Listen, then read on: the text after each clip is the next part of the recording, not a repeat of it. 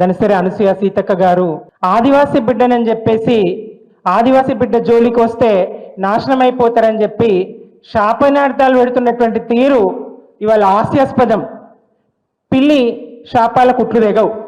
మీరు ఆదివాసీ బిడ్డ అయితే ప్రజాప్రతినిధి గారా? ములుగు నియోజకవర్గ ఆ నియోజకవర్గ శాసనసభ్యులు గారా? మీరు రాష్ట్ర మంత్రి గారా?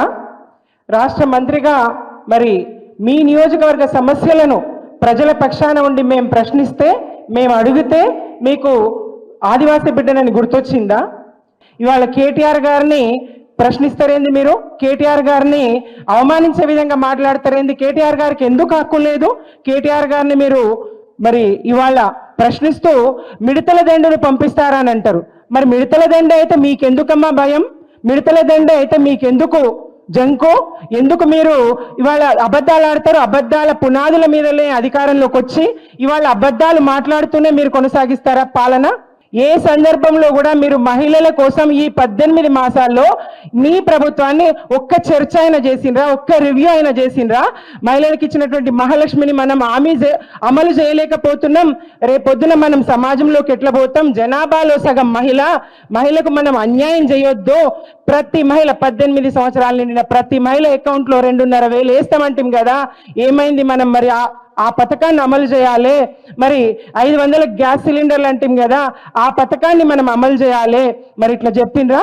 18 సంవత్సరాల నిండిన ప్రతి యువతికి, కాలేజీకి వెళ్తున్న యువతికి స్కూటీలు అంటాం కదా, మరి అమలు చేయలేదు మనమని ఎప్పుడన్నా ప్రశ్నించిండ్రా? మీ మంత్రివర్గంలో చర్చ చేసిండ్రా?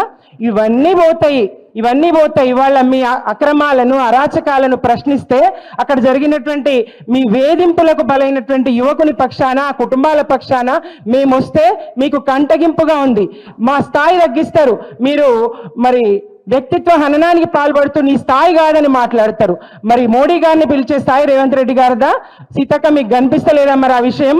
ఇప్పుడు అధికారంలో ఉండి మీరు చెయ్యలేకపోతే మీ నియోజకవర్గంలోనే మిమ్మల్ని తిరగనీయని పరిస్థితి వస్తుంది.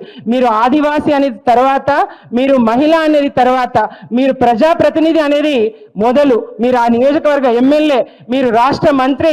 ఇది ఆ నియోజకవర్గ ప్రజలు కూడా, రాష్ట్ర వ్యాప్త ప్రజలు కూడా మిమ్మల్ని తప్పకుండా ప్రశ్నిస్తారు. కేటీఆర్ గారు కూడా ప్రశ్నిస్తారు. మేము కూడా బరాబర్ నిలదీస్తాము, అడుగుతాము.